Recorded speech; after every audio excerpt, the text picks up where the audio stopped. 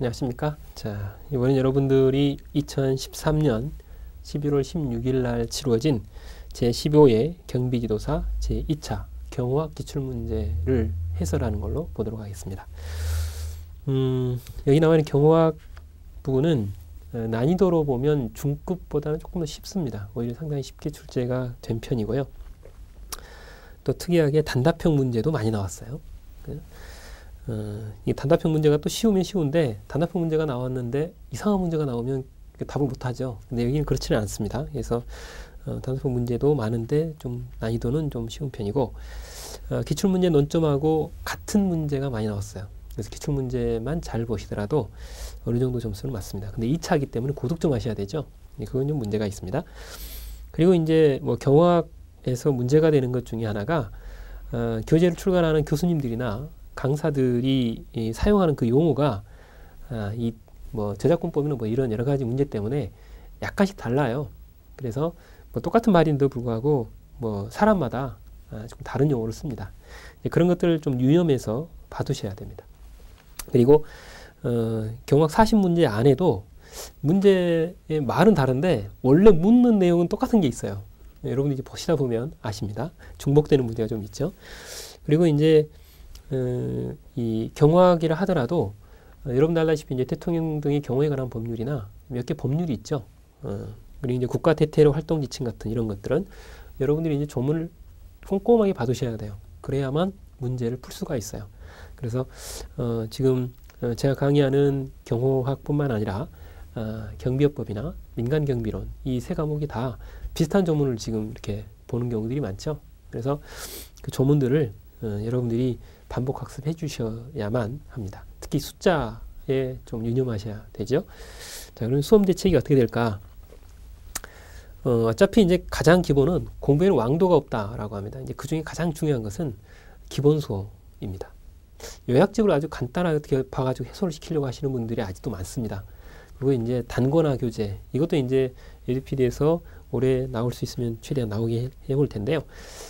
이 단권화 교재보다는 가능하면 기본서를 좀 많이 보셔야 됩니다. 그리고 기출문제를 꼼꼼하게 보셔야 됩니다. 그래서 기출문제 해설까지도 여러분이 이제 나가면 다 봐두셔야 되는 그런 부분이고요. 그리고 이제 두문자를 사용하는 게 공부 방법 중에 하나의 좋은 방법일 수도 있습니다. 그런데 이 두문자가 방금 전에 말씀드렸던 교수님들이나 혹은 강사가 쓴 교재 안에는 용어가 다른 경우가 많아요. 그죠? 똑같은 의미인데 다른 용어를 쓰는 경우가 있어요. 이제 이렇게 되면 두문자를 쓸 수가 없어요. 유명무실해진다는 특징을 가지고 있어요. 그래서 여러분들이 함부로 두문자를 쓰는 거는 가히 좋은 방법은 아닙니다. 그래서 이제 기본적인 부분을 이해를 해 나가시면서 암기를 하시는 게 좋을 겁니다. 그리고 이제 방금 전에 언급했던 것처럼 대통령 등의 경우에 관한 법률이나 국가 대테러 활동 지침과 같은 이런 부분들의 문제가 집중적으로 지금 출제가 됐습니다. 그렇기 때문에 이와 관련된 법령, 행정규칙까지도 준용이 되는 부분이 있다면 꼭 확인을 해 주셔야 됩니다. 그래야만 여러분들이 고득점할 수 있다라고 하는 것이죠. 자, 그러면 41번 문제부터 보도록 하겠습니다. 실질적 의미의 경호 개념에 관한 설명으로 옳지 않은 것 그랬습니다. 틀린 걸 고르는 문제인데, 실질적이라는 말 자체는 실체 중심입니다. 그죠? 내용 중심입니다. 그런데 성질 중심 혹은 역할 중심, 기능 중심 이렇게 보죠. 그러나 형식적 뭐뭐 이렇게 나오면 그거는 절차 중심이거나 조직 중심이에요. 그런데 4번 설문을 보면 실정법상 경호기관의 권한에 속하는 일체의 경호작용 이렇게 돼 있어요. 경호기관에서 하는 일이면 다 들어간다 이런 의미가 돼버리죠. 그렇게 되면 형식적 의미의 경호의 개념이 돼버립니다. 정답이 일단 4번이 되는 것이고, 1번처럼 실질적 의미는 본질적이고 이론적이며 학문적인 측면을 고찰한 것입니다. 2번은 경호 대상자의 절대적인 신변 안전을 보호하기 위하여 모든 사용 가능한 수단 방법을 다 동원하죠. 그리고 3번입니다. 인위적인 유해 뿐만 아니라 자연적인 유해와 같은 여러 가지 요인이 경호 대상자에게 지장을 줄 수 있어요. 안전에. 그런 경우는 사전에 방지, 제거하는 모든 활동들이 다 경호의 개념에 포함됩니다. 그래서 41번의 정답은 4번입니다. 42번 신변보호의 예방작용 단계에 관한 설명으로 틀린 것은 그랬습니다. 정답은 일단 3번입니다. 수집 분석된 정보 및 첩보 내용 중에 유해 가능성이 있는지 확인하고 판단하는 과정이라고 되어 있어요. 이게 바로 인지 혹은 인식 단계라고 하는 것이지 분석 단계가 아닙니다. 정답이 일단 3번이고요. 실제로 사전 예방 경호 작용의 수행 단계를 보면 예견 단계, 그리고 인식 단계, 조사 단계, 그리고 이제 무력화 단계 이렇게 표현을 할 수 있습니다.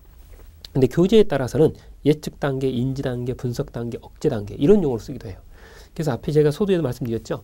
저자마다 이게 뭐 여러 가지 문제도 있고 그렇기 때문에 말을 약간 바꿔요. 그래서 여러분들이 두 문자를 써도 안 통하는 경우가 있어요. 그래서 그걸 여러분들이 주의하시라고 했던 거예요. 정답은 3번입니다.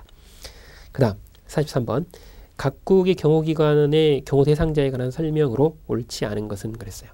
정답은 2번이에요. 2번을 보시면 우리나라의 대통령 경호실의 경호 대상은 퇴임 후 10년 이내의 전직 대통령과 그 배우자 및 자녀를 포함한다. 원래는 자녀가 들어 있었죠. 그런데 2013년도에 바뀌었어요. 그래서 자녀가 빠졌습니다. 그래서 정답이 2번이 되는 것이죠. 그리고 1번은 미국의 국토안보부 비밀경호국 SS입니다. 이거는 대통령, 부통령, 직계가족입니다. 그리고 이제 3번은 일본 황궁경찰본부죠. 이거는 천황과 황족경호입니다. 4번은 연방범죄수사국입니다. 이 경호안전과 요즘에 이제 나오는 교재가 이제 최신 교재들은 좀 다르게 표현도 해요. 경호안전과라고 보기도 하고 경호총국 이렇게 보기도 합니다. 근데 여러분들이 이제 같이 볼 수 있는 것이고 대통령과 수상입니다. 그래서 43번의 정답은 2번입니다. 44번 장소에 의한 경호의 분류는 그랬어요. 장소에 의한 것은 행사장, 숙소, 연도경호 이렇게 우리가 대표적으로 봅니다. 그래서 이게 이제 장소에 의한 분류고 거기서 이제 4번처럼 차량 경호라고 하는 것은 이동수단에 의한 분류인 것이죠. 그래서 정답이 4번만 분류가 다릅니다. 정답 4번이고 그 다음 45번 문제입니다. 형식적 기준에 의해서 1호, 2호, 3호, A호, B호, C호로 구분하는 것은 뭐냐 그랬어요. 정답은 성격에 의한 분류입니다. 이거는 이때까지 시험 문제가 굉장히 많이 나왔던 내용이죠. 1번의 경호 수준 또는 강도에 따라서는 1급, 2급, 3급 혹은 A급, B급, C급 이렇게 봅니다. 그 다음 3번 이동순환은 뭐 어차피 이제 도보로 가느냐 즉 보행 경우, 그 다음 차량 경우, 열차 경우, 선박 경우, 항공기 경우 이렇게 나눌 수 있겠죠. 4번 대상에 따른 분류는 공경호와 민간 경호가 있어요. 그래서 45번의 정답은 2번이 됩니다. 46번 경호 및 경비 관련 법률에 관한 설명인데 옳은 것을 묻고 있습니다. 정답은 2번입니다. 전직 대통령 예우에 관한 법률은 1969년에 제정되었다라고 되어 있어요. 실제로 1969년 1월 22일 날 제정됐습니다. 그리고 전직 대통령이 형사처분을 회피할 목적으로 외국 정부의 도피 또는 보호를 요청한 경우 경호 경비를 제외한 예우는 없어집니다. 맞습니다. 이거는 이제 방금 전에 말씀드렸던 같은 법률 제7조 제2항 부분에 열거가 되어 있죠. 그래서 여러분들이 그 2항에 보면 뭐 형사처분을 받기 위해서 도피했다거나 아니면 금고 이상의 형이 확정됐다거나 혹은 재직 중에 탄핵 결정에서 퇴임됐다거나 혹은 국적을 상실했다거나 뭐 이런 여러 가지 사유가 있을 때 조치가 취해집니다. 2번은 타당합니다. 1번 설문이 왜 틀렸나 보죠. 대통령 등의 경우에 관한 법률은 2008년 개칭되었으며 라고 되어 있습니다. 그리고 이제 대통령 권한대행과 그 배우자에 대한 경우는 하지 않는다라고 되어 있는데 실제로 2008년 2월 29일 날 법이 바뀌면서 개정되면서 대통령 경호실법에서 대통령 등의 경호에 관한 법률로 이름이 바뀌었습니다. 맞죠? 그런데 문제는 대통령 권한대행과 그 배우자는 경호 대상입니다. 그렇기 때문에 1번은 틀렸죠. 3번 경비업법은 1999년에 개칭되었으며 경비업은 법인 또는 개인이 영업할 수 있도록 정하고 있다라고 되어 있는데 실제로 영역경비업법에서 경비업법으로 법 제목 즉 개칭이 된 것은 1999년 10월 1일입니다. 그렇기 때문에 맞죠. 그런데 이거는 이제 경비업법에도 이미 문제가 나왔다시피 경비업은 법인이 아니면 이를 영위할 수 없도록 되어 있어요. 그렇기 때문에 개인은 안 됩니다. 그래서 3번은 틀렸죠. 4번 청원경찰법은 1973년에 제정되었으며 국가가 일부 소요 경비를 부담하여 국가 중요시설 및 사업장에 인력을 배치한다 라고 되어 있는데, 실제로 청원경찰법이 제정된 것은 1962년 4월 3일입니다.